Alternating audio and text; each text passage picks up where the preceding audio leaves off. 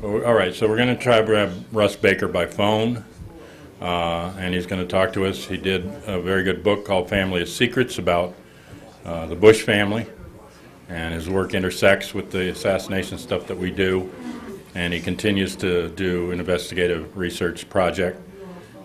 So I'm just going to have him, speak to you. Where'd Joe go? Try to speak, and I'll see if we can hear you. Here I am. Can you hear me? Yes. Is that all right? Everybody who can hear me, raise your hand. I can't see anybody, so I guess nobody can hear me. Can you see me? We can't see you. We can only hear you, but we are hearing you. Okay. All right. Well, hello. My name is Russ Baker. I don't know who's there, but just in case they're there, shout out to Linda, Dawn, and my other friends. Are either of you there? Linda or Dawn? Dawn's not here. Not currently. Okay. Anyway, John, thank you for inviting me. I did speak last year. My book is called Family of Secrets. The subtitle is The Bush Dynasty, America's Invisible Government, and the Hidden History of the Last 50 Years. Basically, I was investigating the background to the rise of the Bush family. And in the course of doing that, I discovered there was a whole secret history to that family. Particularly, actually, George W. Bush turned out to have a whole back history that had been entirely missed. He had been involved with a number of companies which appear to have had some sort of an intelligence capacity, as hard as that is to believe about the younger Bush. And in Family of Secrets, I go into all of these strange enterprises with money sloshing in from offshore accounts, people who appear to be representatives of various foreign dictators funding these things and so forth.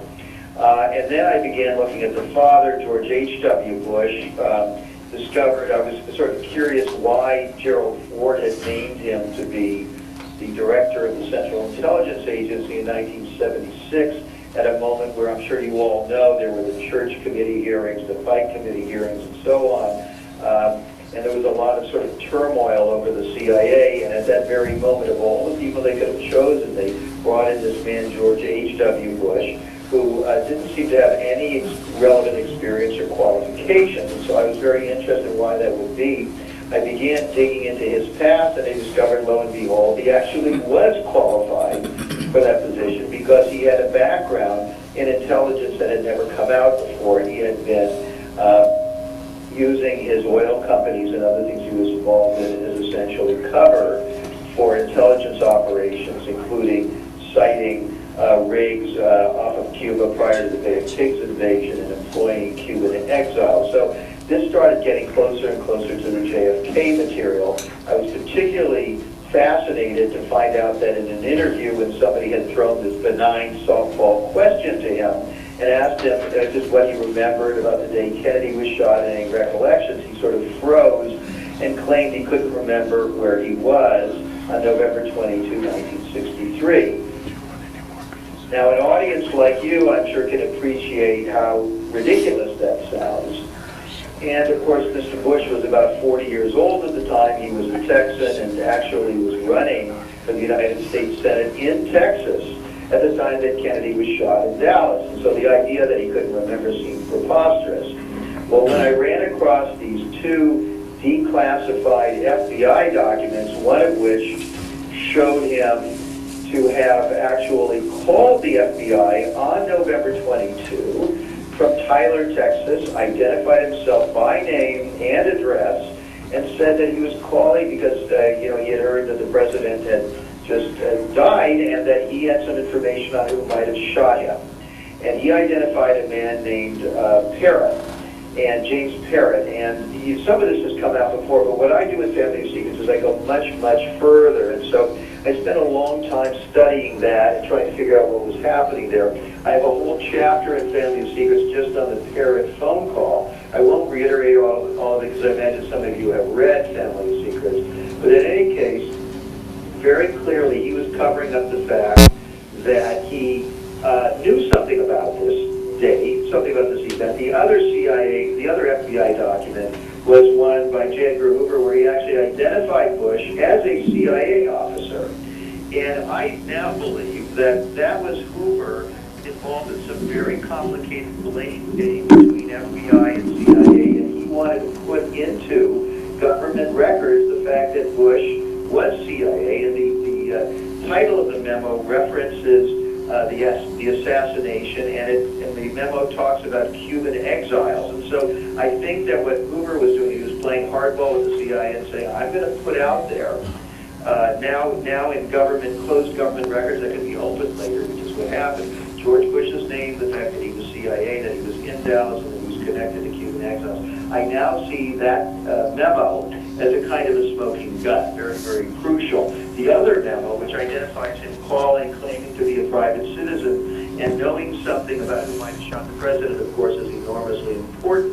It's also enormously important that that call was a red herring, that the man, he said, might have been involved in shooting the president. He said, I don't know that much about this man. I've just heard that he had perhaps been a threat, that he actually knew this man very well. And in Family and Secrets, I go through their whole relationship, and the fact that not only did he know this man well because he was a volunteer at Bush's Harris County Republican headquarters, but that he actually, at the very moment that he was ratting this man out, Bush's own assistant, who I interviewed, who was still around, that he was at the home of this James Parrott, basically providing him with an alibi. So Bush is ratting out this man. Bush's assistant is providing the man with an alibi. It was, I now believe, an alibi circle. In other words, the purpose of the call was not really to rat the man out. That was an excuse to get into the government records that George H.W. Bush was calling to be helpful, but more importantly, that he was calling from Tyler, Texas,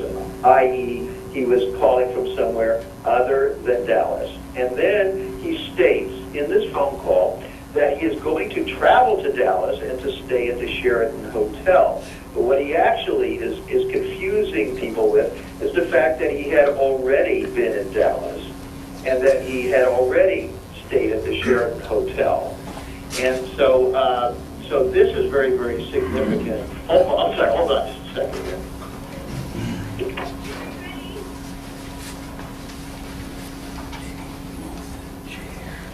Sorry about that. I'm at a dinner party.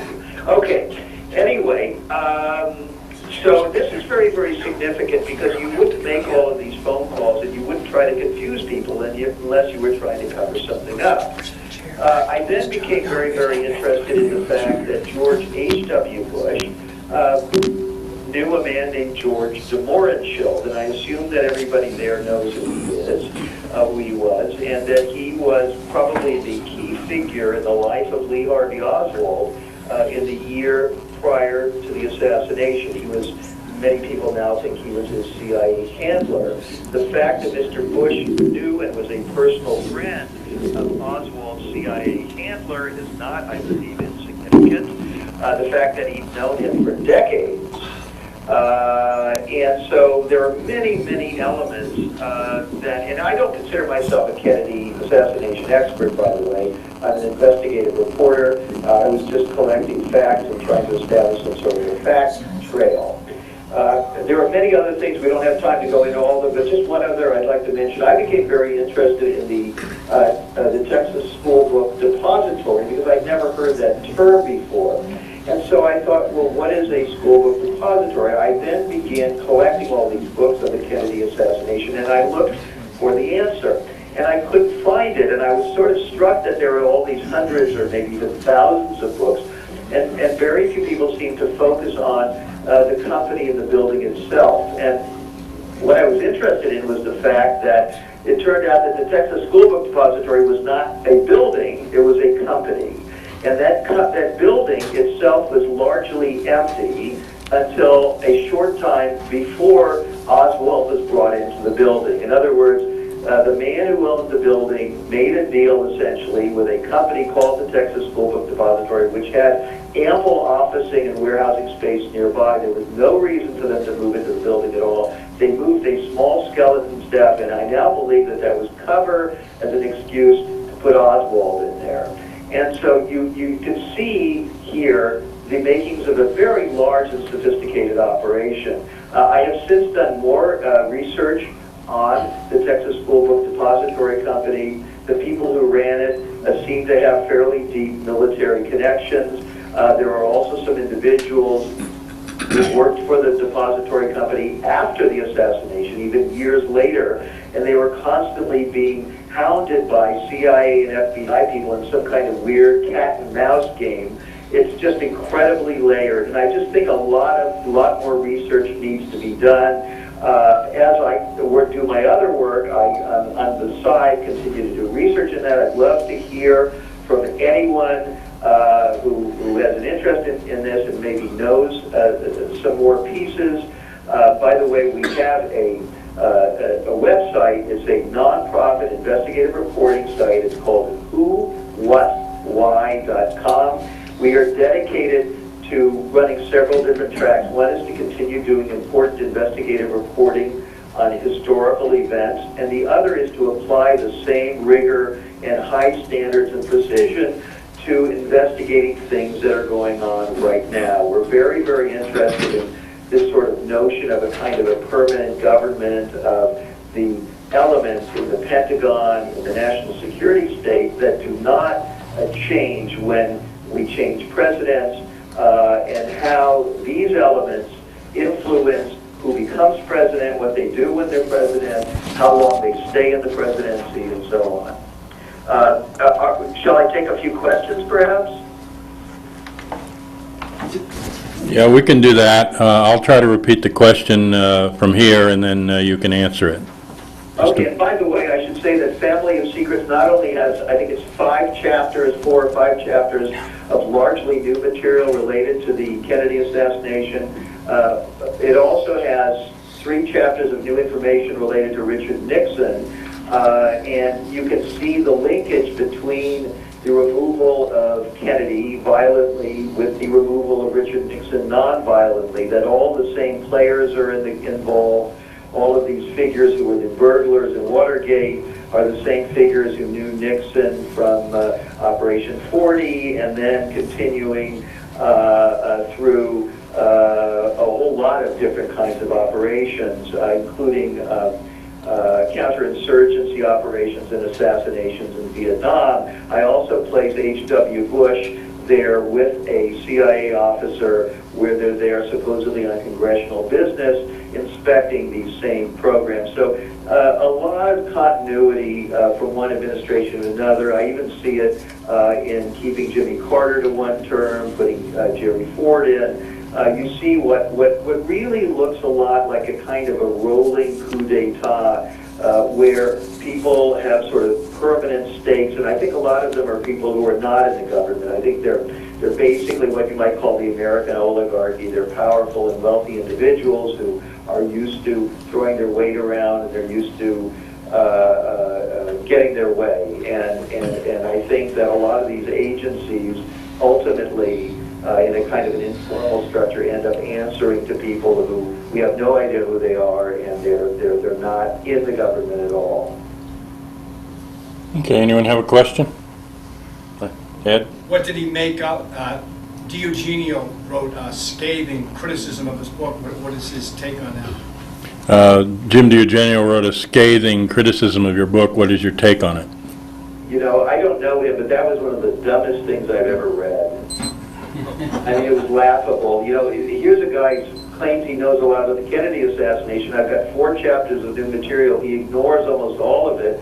And as I remember, he sort of criticizes the book because I cited something that one author had written somewhere, and half his review is blaming me for the fact that he doesn't like this other man who I have nothing to do with, and the other half is them complaining that I didn't fill up the book with stuff that had already been published elsewhere on things like Iran-Contra. I mean, that wasn't the point of the book. The point of the book was to break new ground. I did, and it would make sense for reviewers to focus on the new material. Yeah? What does Russ know about Jack Crichton asking for Ilya Mamatov? Do you know anything about Jack Crichton and a relation to Ilya Mamatov? Yes, in fact, I spent more than a year investigating Jack Crichton, and in Family of Secrets, I have a lot of information on him. Jack Crichton was running an important oil intelligence operation. He was also running a secretive military intelligence unit in Dallas that was connected into the Dallas Police Department. As I reported in Family of Secrets, something like, I think it was 60 Dallas police officers were also simultaneously members of this secretive unit. That's very important. I don't know if that's been reported anywhere before.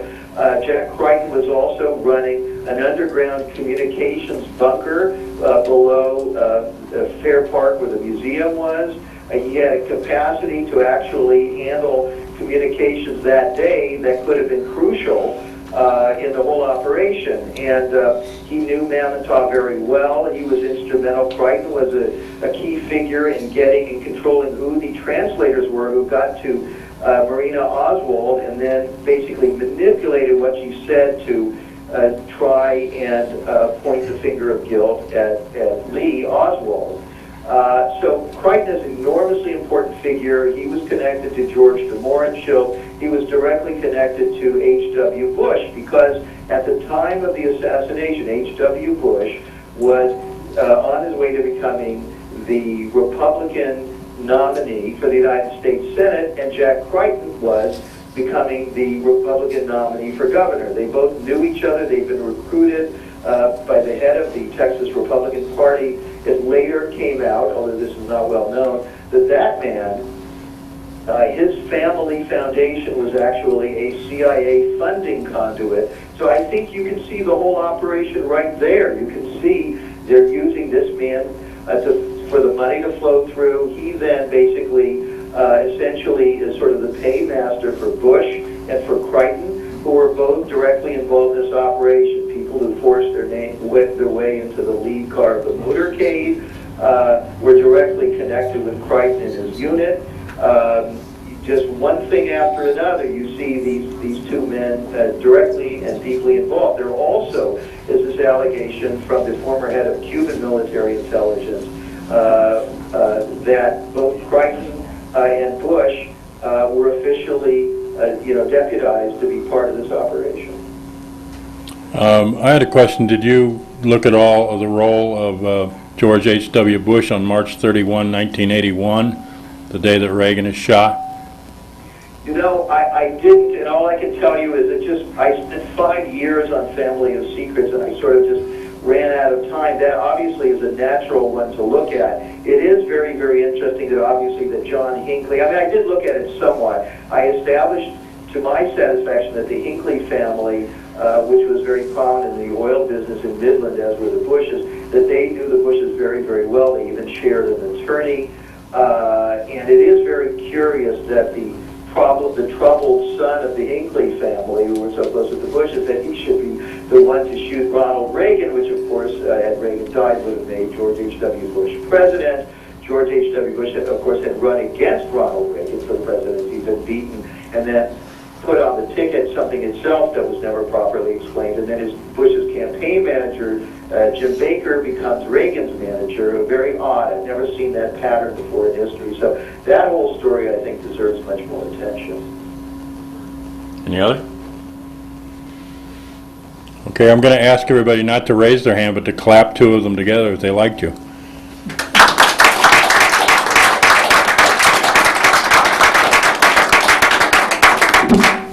Thanks for being with us, Russ. We'll stay in touch. Okay. Okay.